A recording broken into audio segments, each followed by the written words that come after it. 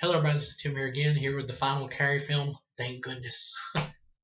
Once again, it's another remake, so I really don't even want to bother getting into the plot of this because it's the same thing I've repeated 3 times now.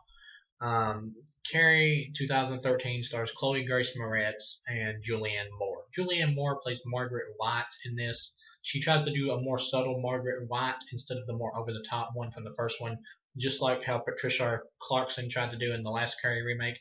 Once again, she does not match Piper Laurie. She doesn't. She doesn't come close. She delivers a good performance. There are little things.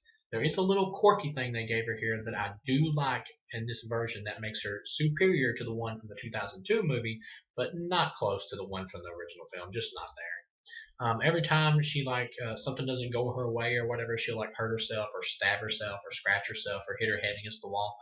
I like that little add-on. I like that. That was a good way to distinguish this version from the original. That was a good idea. Now, the big problem with this movie is Chloe Grace Moretz. I'm gonna be honest here. Chloe Grace Moretz is a good actress. She is. If you ever see the remake of Let the Right One In, she does a great job there. Great job. And she does a great job in Kick-Ass, Kick-Ass 2. She is a good actress. She is.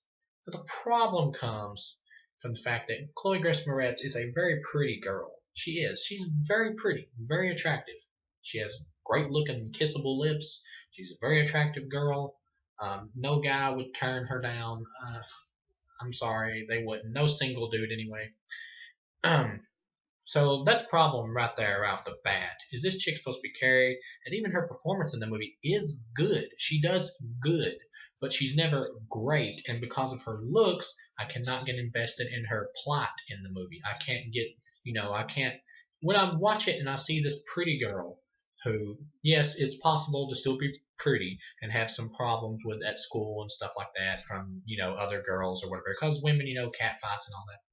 But at the same time, she would have lots of friends because she would have a lot of boys hitting on her all the time and trying to screw her. It doesn't matter how modest she dressed or looked.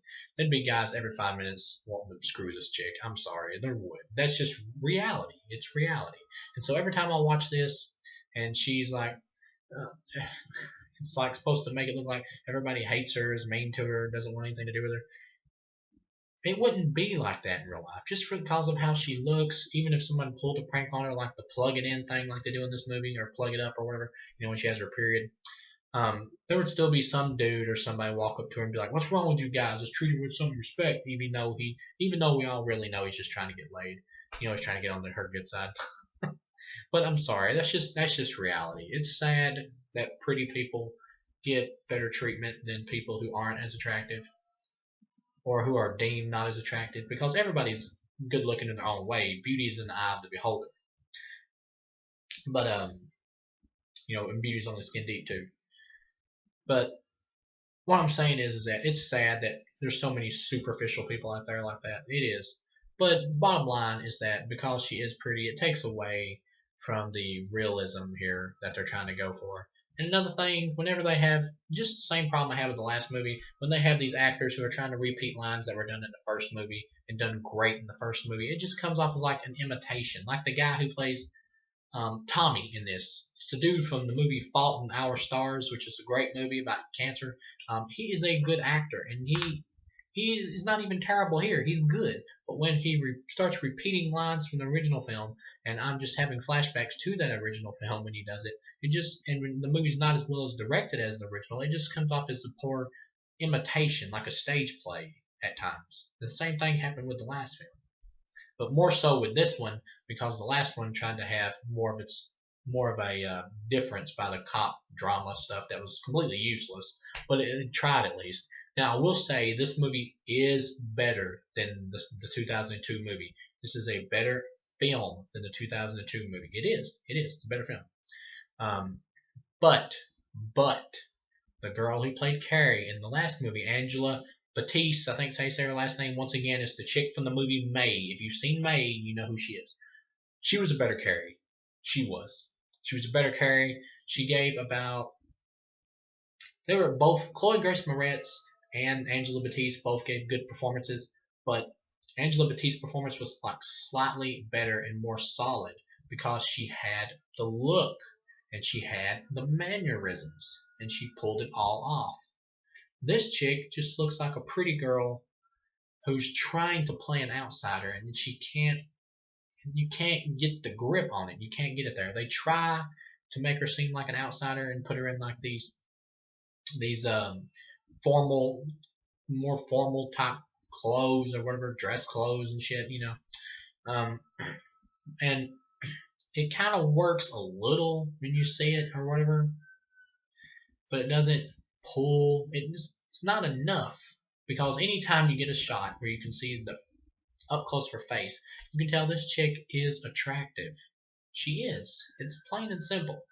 And the other two girls from the second Carrie and the first Carrie movie were both really cute, but this chick is really pretty. I'm sorry. She's blonde with pouty lips. This chick would have constant dudes trying to get in her pants. I'm sorry. It takes away from the realism. She would have constant friends. They'd all be dudes mostly. And, but I'm sorry. That's just the way the world works. It is. So, and then you got Julianne Moore, who's just not as good as Piper Laurie, but she tries. She almost makes the performance her own to where she can't be compared to Piper Laurie. But at the same time, by the end of the movie, I'm just like, you're not as good as Piper Laurie. You don't have it. You're not there. It's not even that she doesn't have it. Julianne Moore is a great actor. It's just you're imitating you're either imitating the greatness that came before, or you're trying to do something different, and the different just doesn't measure up. It's not there. So we get to the end of and another thing, the kids in this are portrayed as like more cartoonish evil instead of realistic evil like the original movie. Like the dude, like the girl is playing like Nancy Allen's character. Like at the end of the movie when she dumps the pig blood on her, she's like acting like she's playing it like she's actually psychotic. And she's like looking, down there at Carrie when the pig blood hits her. And she's like, freak, a freak, a freak. But she's saying it like a serial killer. And it's like, hey. One thing I did like that they added is, because it's, the new millennia or whatever, they actually, Chris has it rigged to where, she recorded the footage of Carrie being abused and everybody saying plug it up. She actually plays it at the prom. That was a good idea. And another thing I will say that this actually tops the Brian De Palma movie. This is the only thing. When she goes on a rampage at the end and she's wiping fuckers out left and right, she did the prom party massacre is an A plus, baby. That carnage is the shit. That is awesome. But the thing that I didn't like was she actually the teacher from the original, like the gym coach order, who tried to help Carrie like as another mother figure. She always she died in the original movie. In the second movie, she actually manages to get away, but not because of Carrie. She just gets away. She goes to an air vent. In this film, Carrie actually lifts her up so she won't get electrocuted and puts her on the podium or whatever that the king and queen of prom are on, and she saves her. And so I get why she would do that because she was good to her. That makes sense. But at the same time, when Carrie goes on a brink rampage at the end, the way I've always saw it is that her mind snaps. Like she's not even in control of herself. Like it's just pure rage, like the Hulk. Like the stuff that Carrie goes through in the novel and the movie, the original film, is like that's what makes a serial killer. This is somebody who's been tortured their entire life, has never got a break, and has always had nothing but misery. And they finally get a moment of happiness, and it's just flushed away. It's just gone. It's a tragedy. And then at that point, the character should realistically lose their mind. And if they didn't have powers and abilities, this would be somebody that would go on a school shoot. It would.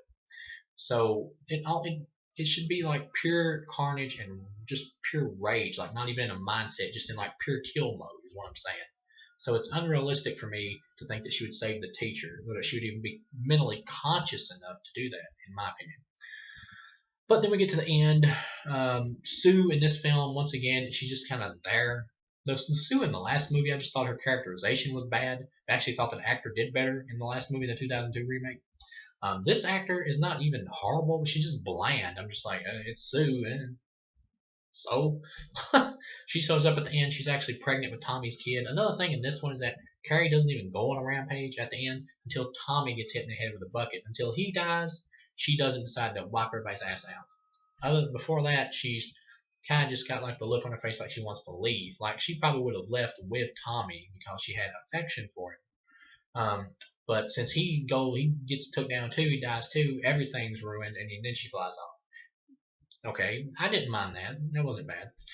And then we get to the end, and Sue shows up at Carrie's house for some reason. I don't know why she's there, but she shows up pregnant, and Carrie senses it, and she tries to save Carrie, but Carrie, is lost. She's lost hope and everything. She had to kill her mom, of course. Her mom stabbed her in the back. Her mom's a whack job. So she had to crucify her mom, and the scene doesn't have anywhere near the impact of the original film. Another thing is we get really cool special effects in this movie, but the problem is I think there's too many effect shots. It comes to a point where it's just like this is a remake of a movie of a girl that had telekinesis, so we know we have better special effects, so let's just amp that shit up. It starts to feel like an X-Men movie almost, honestly. And that's the thing. It's remaking Carrie nowadays with the special effects we have. It's really hard not to resist just going all out in the effects, and just going to town on the carnage. And I did like though when she killed Sue. I mean not Sue, but Chris and Billy Nolan in this movie. They're not as good as John Travolta and Nancy Allen from the original movie, but they're better than the two from the 2002 movie. But here she like lifts the car up. Well, first she makes it crash, and Billy gets killed in the crash. She like hits his face against the steering wheel, and then she like lifts it up and then moves out of the way and launches it into like a bunch of gas pumps, and the chick's face like goes to the windshield. It's fucking awesome. I like that. That was cool. See, when you got a better budget, you got a bigger budget. So what they should do is not so much go blow their wad. They should concentrate on making the stuff that they do look really cool. Because they have the money to pull off really cool stuff, they should not do as much as they're doing here, but they should limit it, but make the stuff that does happen really impactful because it looks so badass, but just have just enough carnage to where you get the real impact of it. That's how they did it at the prom. But then they overdo it when she gets outside and she like hits her foot against the ground like the Incredible Hulk, and it causes like the road to crack, and Billy and Chris can't drive away. So there's a big crack in the road. That was too much. That was stupid. But then we get to the end. Like I said, Sue comes there and she's like, I'm gonna save you, Carrie. Let's get the hell out of here. And she lifts Sue up because she knows Sue's pregnant, and she would probably save Sue anyway. Carrie was kind of like off her rage high by this point. She regretted what she did. But anyway, she lifts her up, throws Sue out of the building, or out of the house. I mean, saves her ass. And then, of course, the house crumbles down on them and they die in the exact same way. And it just doesn't have the impact. It's not there because I'm not as invested personally in this Carrie as I was Sissy Spacek or the girl from 2002. But as a whole, this film does not have the padding that the 2002 movie did, and it has better performances by the majority of the cast than the 2002 movie did. But it doesn't have as good a Carrie. And it has way more fun at the prom party at the end than the 2002 movie did, and much better special effects than 2002 movie did. So as a whole, this is better than 2002 movie. If you came down to it and you had to watch one remake, watch this one. It's a better watch than the 2002 one. But the 2002 one does have a better Carrie. It does. And then you get to the last end. They have to have a dream sequence. Every Carrie film has ended in a dream. So they have to have one last shocker. So you get, I know there's an R-rated version, an unrated version of this, and I think there's two different endings. I believe I've heard in the rated version that it ends with like a nightmare of the chick like Sue going to Carrie's grave and dropping some flowers off on it, and then lightning strikes the tombstone and cracks it or something. I'm not sure what the hell that's about. If that's true, that makes no sense and I think it just ends right there and it's not even a dream. I think it just ends. I think that's what I've heard. I don't know if that's true or not. But anyway, for this version, I believe I saw the unrated version. At the end of this, Sue is like giving birth to a baby after she's put flowers on Carrie's grave. So you're not even sure if it's a dream or not. But you get an idea something's going to happen. And then Carrie's hand, instead of coming up out of the grave to grab her, comes like through her vagina and grabs her fucking arm and starts like shaking it as her mom's like waking Sue up out of bed like, wake up, it's a nightmare. And I'm like, that's so fucking lame. It just screams of desperation of trying to do something different than the original movie, and they couldn't come up with anything as cool or anywhere close. as a whole, despite the good kills in the prom and the fact that they are trying here, this is not a good movie. It's not. It's better than 2002 remake as a whole though, because it's not as padded. It doesn't have the stupid cop shit, and it has better actors. So as a whole, this is easily a 1.5 star film. This movie is not so much bad. Well, it is bad in a lot of parts, but it really hurts it is it's just lame. It's just lame. There's no impact. You don't get invested in this movie like you do the original because Chloe Grace Moretz is a miscast. She is a good actor, even in great performances before, but she's too pretty. She has too much of a toughness about her. She can't play roles like this. She can't.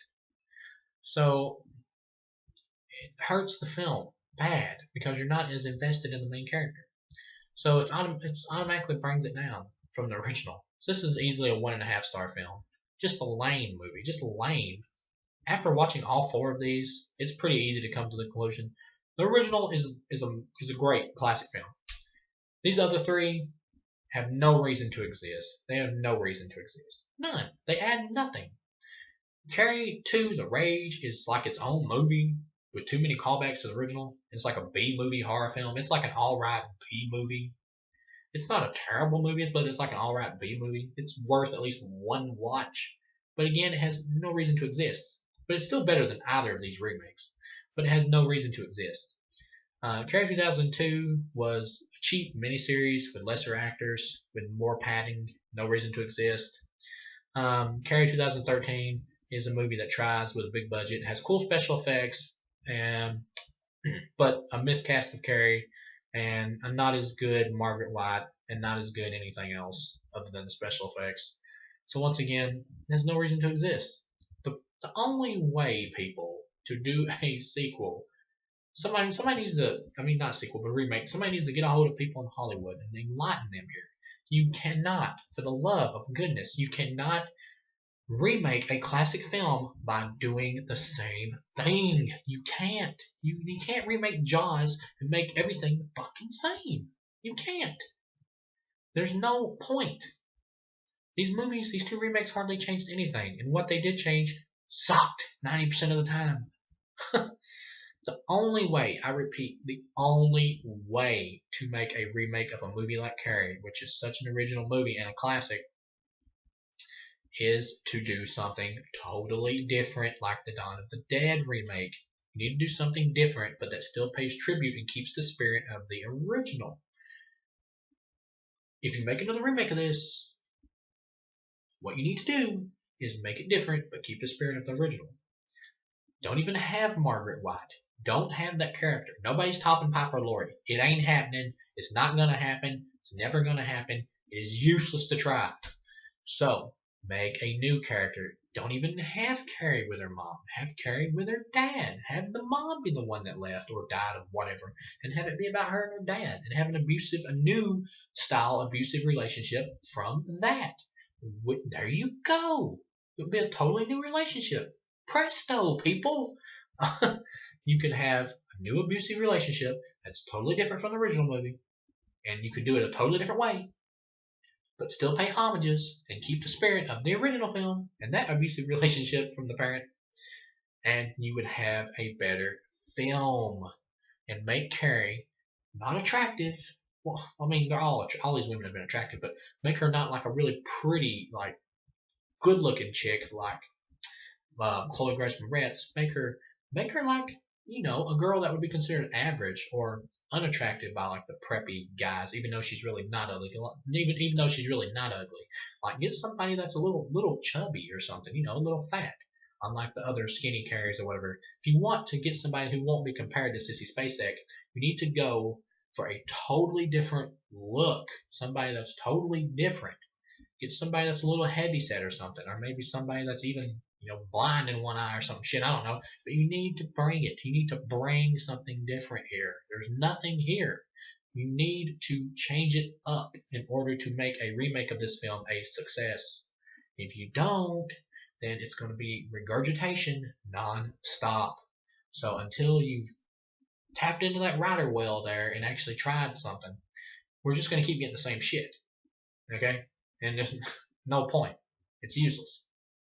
I will never watch this film again. I will never watch Carrie 2002 again. I will never watch Carrie the Rage again unless I get it on Blu-ray and it comes with a commentary. That'd be the only way because I'm always curious about commentaries. That's it. But Carrie 2002 is a B movie. Okay, it's not even horrible, but it's just a waste of time because there's no reason for it to exist either. It brings nothing. Okay, but it at least tried to be something different, unlike these last two. It at least tried. And it may have wound up being a B movie, but as a horror fan, I can appreciate B movie fun silliness. I can. I cannot appreciate redoing the same shit. I cannot. Okay. Okay. Then the first movie, I will watch many more times before I croak. Okay. It's a classic, great movie, great film. So yeah, all in all, I'm finished with this franchise, and I can move on to who knows what. So I'll see you guys again with the next review.